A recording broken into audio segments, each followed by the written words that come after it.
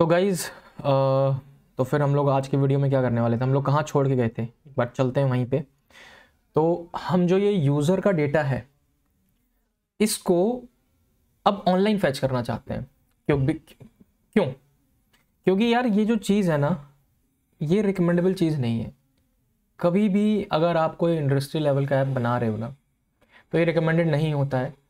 Recommended ये होता है कि बार बार वो डेटा जो है आपका एपीआई से आना चाहिए। एपीआई जानते हो क्या होता है? एपीआई एक तरीके से जो डेटा होता है वो क्लाउड स्टोरेज में आपका सेव होता है और वहाँ से आप सेव फैच करते हो डेटा के लिए, और वो डेटा बहुत ज़्यादा एक तरीके से रोबस्ट, एक तरीके से बहुत ज़्यादा डायनेमिक बोल सकते हो, या फिर बहुत ज़्यादा ईजी टू यूज़, अपडेट सारी चीज़ें होती हैं, तो पूरा कंट्रोल रहता है उसका हमारे ऊपर और यूज़र के लिए भी।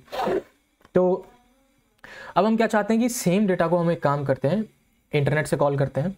तो अगेन इंटरनेट से कॉल करने के लिए पहले हम लोग जो एंड्रॉयड में एंड्रॉयड की बाय डिफ़ॉल्ट एक HTTP की लाइब्रेरी आती थी, हम लोग वो यूज़ करते थे और उससे इंटरनेट से डेटा मंगाते थे। उसकी प्रॉब्लम ये थी कि ना वो उसको हम लोग मतलब वो मेन थ्रेड पे रन करती थी, हमें उसे जानबूझ के बैकग्राउंड थ्रेड पे करना पड़ता था, है ना। तो ये सारी चीज़ें उसमें काफ़ी सारी प्रॉब्लम्स थी, मतलब वो इतनी ऑप्टिमाइज भी नहीं थी, टाइम लेती थी। तो फिर इसके बाद में कैर स्क्वायर नाम की कंपनी आई मार्केट में और उन्होंने बोला कि रेट्रोफिट, आई थिंक उसका एक प्रोडक्ट है, मुझे याद नहीं ढंग से नाम, बट ऐसा ही कुछ था। तो उस कंपनी ने रेट्रोफिट बनाया।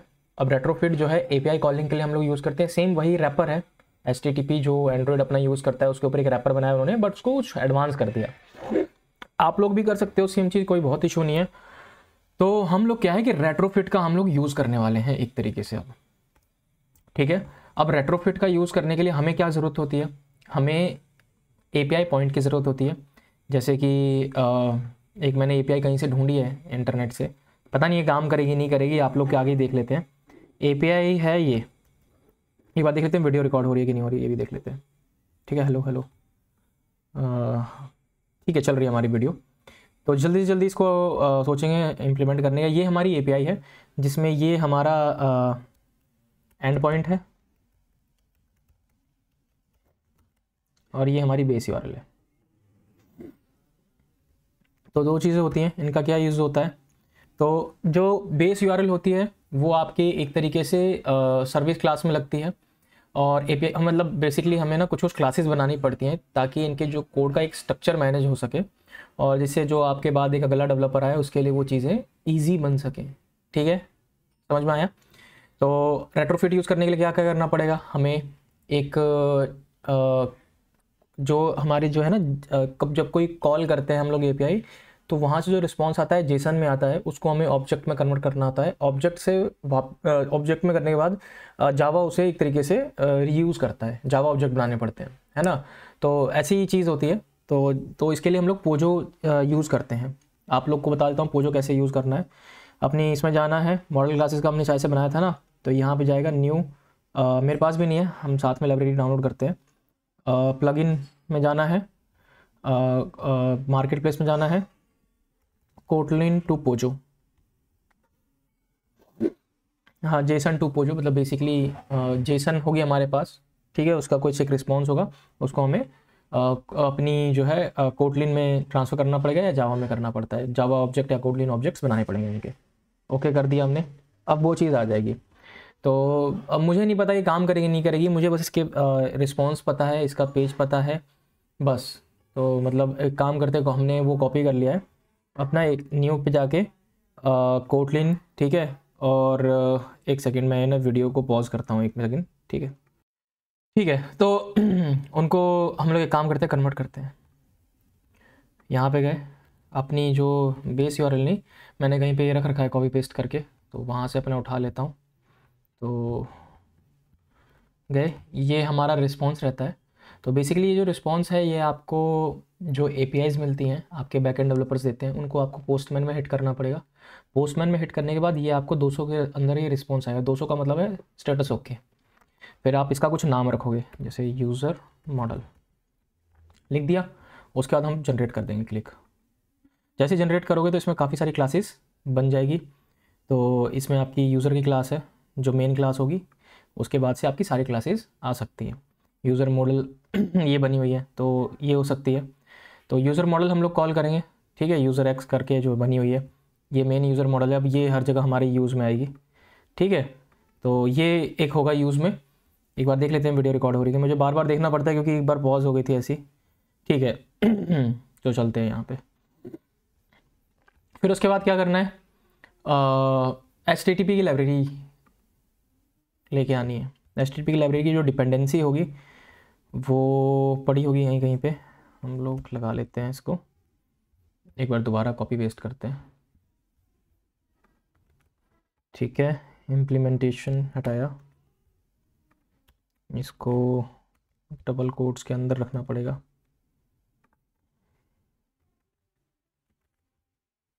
ठीक है। इसको हटाओ, इसको हटाओ। जब से इन्होंने DSL में अपडेट किया है तो चीज़ें चेंजेस हो गई हैं।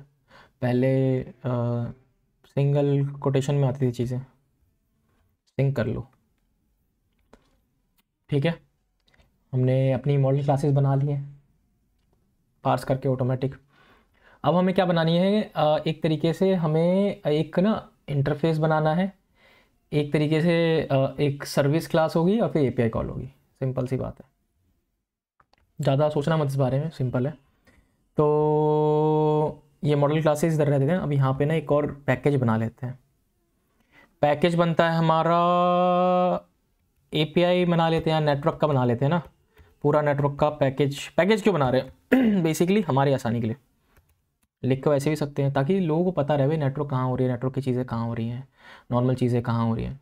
तो अब एक काम करते हैं, सर्विस क्लास बनाते हैं। यूज़र, ये हमारा काम करेगी API कॉल का, ठीक है। डाला, सॉरी, तो लिख ही देते हैं यार, छोड़ो। ये है @get आ रहा है, गेट, देखो मेथड आया ना। उसके बाद इसके अंदर जो आपकी एंड पॉइंट था वो आएगा, यूज़र्स आया। उसके बाद फन एक बनाना है, फन गेट यूज़र्स, इसके बाद एक्सटेंड कॉल, उसके बाद यूज़र, जो मॉडल हमने बनाया था ना यूज़र मॉडल, कॉल, वो कॉल करेगा, रिस्पॉन्स प्रिंट कराएगा HTTP3, वो ऐसे ओके HTTP3 का भी आ रहा था पहले तो। ठीक है, कॉल कर दिया हमने। ये क्या मांग रहा है, अभी कुछ मांग रहा है क्या, क्या बोल रहा है, फंक्शन, एक मिनट, यूज़र रिस्पॉन्स कहाँ है हमारा, यूज़र रिस्पॉन्स, यूज़र मॉडल है, यूज़र रिस्पॉन्स कहाँ है, यूज़र रिस्पॉन्स क्या है, एक मिनट चलते हैं। एड्रेस है, यूज़र है, और जिसमें यूज़र X है, ठीक है। एक सेकेंड, और थिंक यूज़र मॉडल यही है। और यूज़र मॉडल हमारे पास कितने हैं, यूज़र सर्विस, यूज़र मॉडल, यही तो चाहिए इसको। और क्या बोल रहा है, और तो क्या होती है, एक सेकेंड यार, नॉइस आ रही है आई गेस, ठीक है, नहीं आई गेस नहीं आ रही नॉइस, ठीक है। तो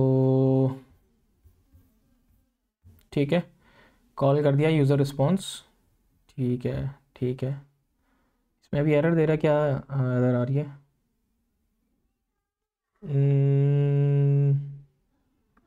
इसकी ज़रूरत तो नहीं होनी चाहिए, पता नहीं क्यों दे रहा है एरर, ऐसा होना तो नहीं चाहिए इसमें।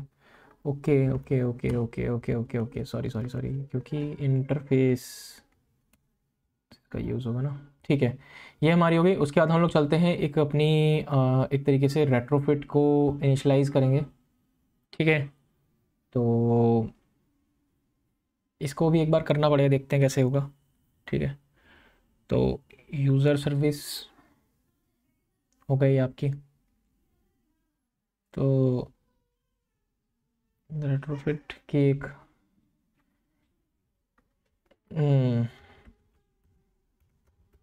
एक सेकेंड कॉल आ रहा है, सॉरी गाइस,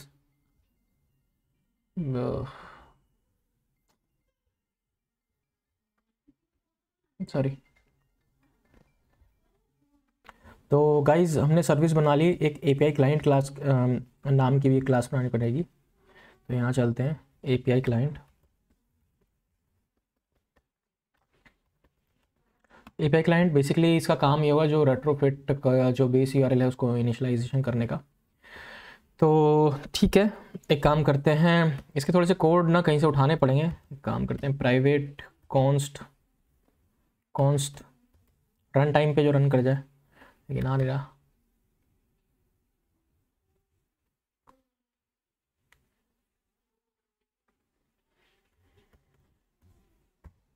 कॉन्स्ट वेल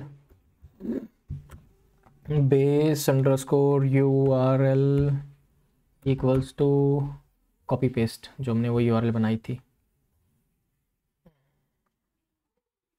ये वाली।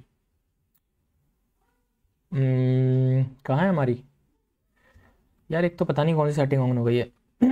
ठीक है, copy paste done. Most of the काम कॉपी पेस्ट में होगा, ये बिल्कुल ठीक होना, करेक्ट होना चाहिए। ठीक है, उसके बाद एक कोड है, मैं तो बोलूँगा कि आप हमेशा कॉपी पेस्ट करो, उसका मतलब पता रखो।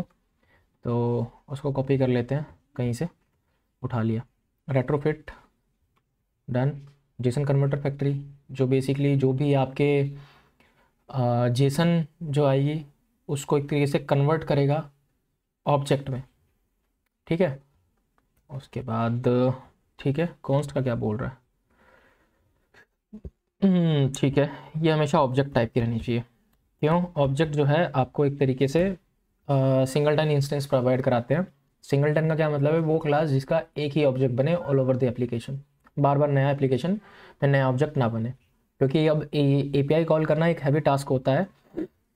और अगर आप इसका बार बार नया ऑब्जेक्ट बनाओगे तो मल्टीपल प्रॉब्लम्स आ सकती हैं, जैसे कि मेमोरी लीक हो गया, क्योंकि हो सकता है ऑब्जेक्ट क्लियर हो ना हो, या फिर हो सकता है एप्लीकेशन में स्लगी निशानी लग जाए, क्योंकि मल्टीपल चीज़ें बन रही हैं, मल्टीपल मेमोरी असाइन हो रही हैं। तो ये आपको हमेशा ध्यान रखना है। उसके बाद कुछ नहीं करना है, एक और कोड है बेसिकली जो फेच यूज़र वाला डेटा है उसको मैं बता देता हूँ कहाँ लिस्ट में डालना है। तो आपको ना एक बेसिकली एक फंक्शन बनाना है। मेन एक्टिविटी चलते हैं यहाँ पे। जो ये काम कर रहे थे ना हम लोग, अब ये काम नहीं होगा। कॉपी कर दी, पेस्ट हटा दिया। अब उसके बाद API client dot users dot gate users, ठीक है, डॉट एन क्यू, ठीक है। उसके अंदर ऑब्जेक्ट, ठीक है, ऑब्जेक्ट के आगे आना चाहिए वैसे इसको कॉल बैक, आया क्यों नहीं?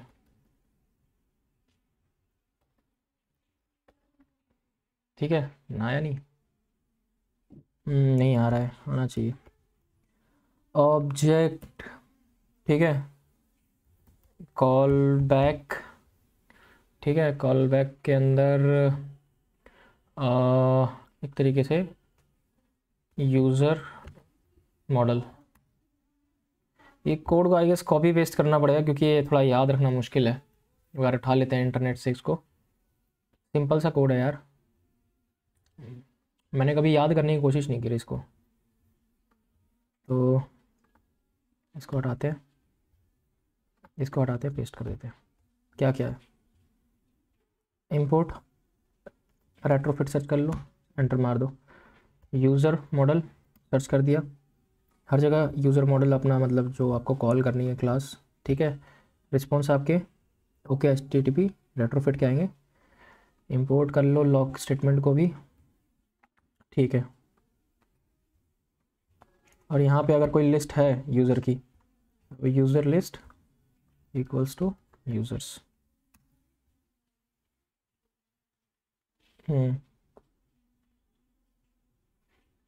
कहीं तो ये यूज़र्स क्या है? ठीक है,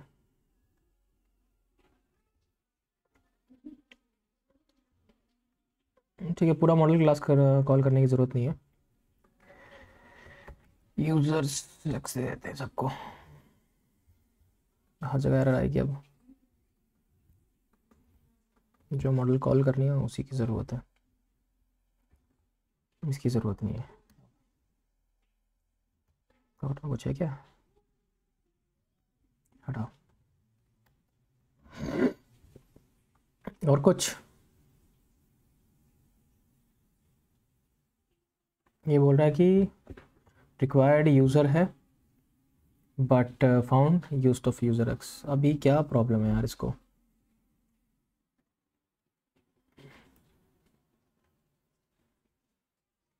इसको ना पहले डिलीट करते हैं अपने वाले को। ये कहाँ से आ रहा है? हट जा भाई तू, हटाओ। अब भी कोई ज़रूरत है? बताओ। एड्रेस, एड्रेस है तो user x, user x model देखते हैं एक बार कैसा था। हमें यूज़र्स चाहिए, मेन चीज़ है। ठीक है, तो यूज़र्स कहाँ हैं? हाँ, गलत क्लास डिलीट कर दी। ये चाहिए हमें। जो यूज़र है, एक बार समझना पड़ेगा। ये हो गया यूज़र मॉडल। क्या है? यूज़र मॉडल चाहिए हमें हर जगह। पहले सही था यार, ये यूज़र मॉडल चाहिए यहाँ पे भी। जब एपीआई कॉल कर रहे हैं तो यूज़र मॉडल ही लगेगा हर जगह। ठीक है, ये क्या है? उसके बाद जो है ये हमारी टाइप ऑफ यूज़र मॉडल होगा। ठीक है। ये क्या है? तो बोल रहा है कि यूज़र एक्स चाहिए इसको, found user x, required user model. तो ये यूज़र डॉट यूज़र्स पे हटा देते हैं। और कुछ अब क्या रिटर्न करेगा? अब क्या दे रहा है?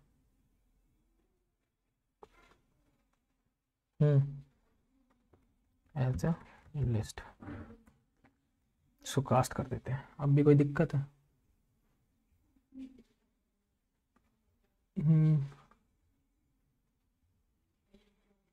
उसको क्या चाहिए? यहाँ पे भी यूज़र मॉडल दे देते हैं। User model dot users.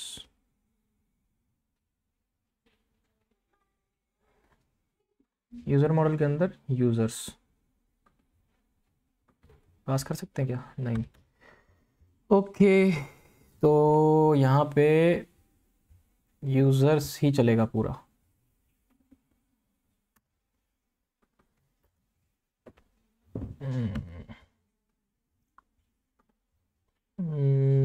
User x users, काटो इसको, इसको भी काटो। यूज़र मॉडल के अंदर लिस्ट ऑफ यूज़र एक्स है जो है ना, यूज़र एक्स, यूज़र एक्स। ठीक है, यहाँ पे क्या दिक्कत है? ठीक है, इसको हटाओ। ये थोड़ा वो होता है, बट यूज़र्स। हम्म हम्म जो क्वेश्चन मार्क वो लगा हुआ है ना, उसको हटाते हैं। ले, अब भी आ रहा है। अब क्या इशू है? दोनों दोनों सेम है। नल चेक लगा दो, जाओ। और कुछ? और कोई दिक्कत? इसको भी यूज़र एक्स देते हैं।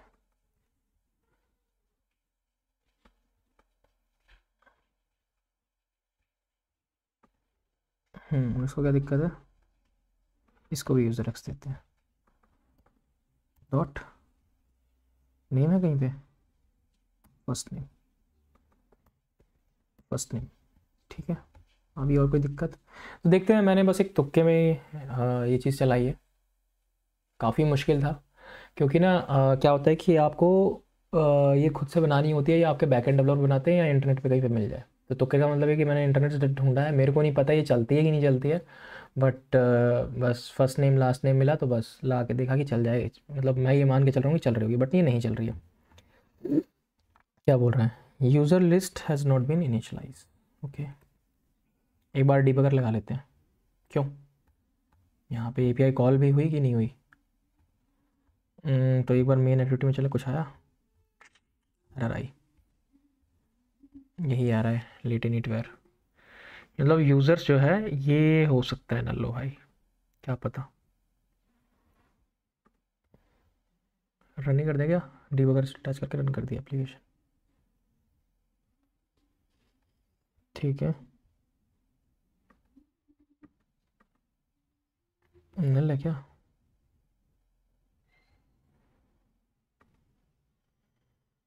इनिट व्यू पे क्यों हो गया वो? हम्म आई थिंक ये मेन थ्रेड पे चल रहा हो, शायद से वो प्रॉब्लम हो सकती है एक। तो एक काम करते हैं ना, जो ये इनिट व्यू है ना, अगर हमारा डेटा आएगा तो ही हम लोग सेट करेंगे, नहीं तो नहीं करेंगे। ठीक है, रन करते हैं। क्रैश हो जा रही है क्या? अब क्या दिक्कत है? इसको काटो, लॉक क्लियर कर देते हैं, एक काम करते हैं।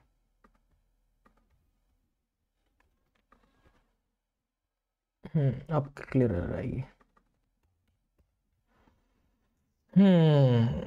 ये क्या आ रही है दिक्कत? ओके, क्या लग सकता है? मेरे हिसाब से हमने इंटरनेट की परमिशन नहीं दी क्या इसको? दी तो होनी चाहिए यार।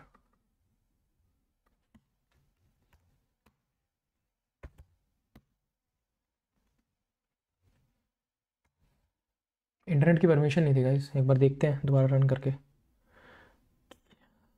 बूम, ये आ गया ना। तो एक बार शुरू से दोबारा से रीसेट स्टार्ट करते हैं, बिकॉज़ ये टोटली ऐसा है कि मतलब कोई भी चीज़ है, हम श्योर नहीं है, बट हमें पता है, हम अजम्पशन मान के चल रहे हैं कि वो चीज़ है, और बस हम डायरेक्टली लगा रहे हैं और वो काम कर रही है। हालांकि इसको हम लोग पोस्टमैन में भी चेक कर सकते हैं, कुछ नहीं करना, गेट एपीआई है नॉर्मल सी। अगर हम लोग ऑनलाइन पोस्टमैन खोलें तो वहाँ पे भी रिस्पॉन्स आ जाएगा आपको। तो यहाँ पे ऑनलाइन पोस्टमैन, पोस्टमैन का यूज़ होता है एपीआई को चेक करने के लिए। यार ये साइन इन मांग रहा है।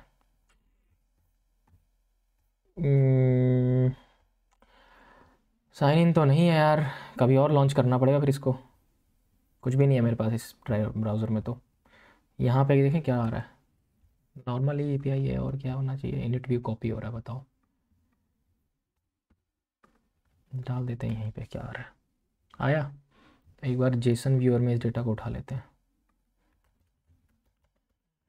मतलब अगर किसी में पैरम्स और सिक्योरिटी वाली चीज़ें नहीं जाती हैं तो उन चीज़ों को आप डायरेक्टली ब्राउज़र में भी खोल सकते हो, कि ब्राउज़र जो है जेसन को एक मतलब अच्छी तरीके से सपोर्ट में करता है उस चीज़ को।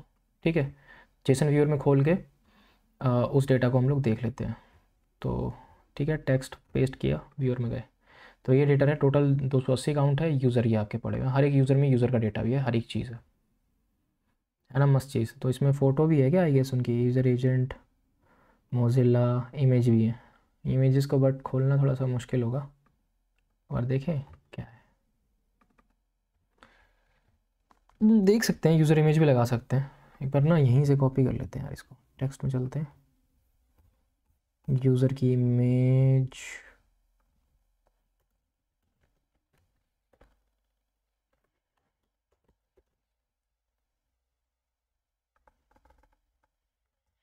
क्या है? नॉर्मल फ़ोटो है, लोगो। तो यही थे यार एपीआई कॉल। यहाँ पे आपको एपीआई कॉल दिख भी जाएगी। दोबारा से मारे। अब इसके बाद रूम रह गया है हमारा बस। बाकी तो यहाँ पे ओके एचटीटीपी लिखते हैं, ये है ना। अभी हिडन है यार, इसमें लगाना पड़ेगा यहाँ पे प्रिंटिंग वाला मेथड, बट एनीवेज किसी और में लगा लेंगे वीडियो में। तो बेसिकली मेरा मोटो यही समझाना था कि रेट्रोफिट की एपीआई कॉल डायरेक्टली कैसे करते हैं।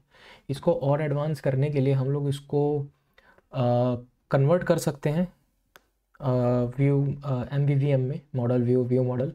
अभी आई थिंक हम लोग जो यूज़ कर रहे हैं एक तरीके से एम यूज़ कर रहे हैं। आई थिंक जो एम होता है ये बाय डिफ़ॉल्ट एंड्रॉयड की तरफ से प्रोवाइडेड होता है। तो वो एक चीज़ है, क्योंकि अभी इसमें कोई हम लोग नॉर्मल ऐसा कोई स्ट्रक्चर नहीं यूज़ कर रहे हैं, बट कोशिश कर रहे हैं कि वो स्ट्रक्चर में रहे चीज़ें, है ना। तो आगे हम लोग ये काम करते हैं, जो सेम डेटा हमने इंटरनेट से कॉल किया है इसको रूम डीबी में सेव करते हैं, और उसके बाद एक काम करेंगे कि जब इंटरनेट की एक चीज़ लगाएंगे, चेक लगाएंगे, अगर इंटरनेट हमारा अवेलेबल हो तो एपीआई कॉल ना हो।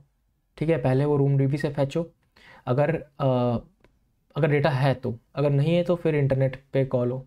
अगर हमारे रूम डीबी में डेटा अवेलेबल हो तो हमारी एपीआई कॉल ना हो। तो ऐसी सब चीज़ें करनी है अपने को।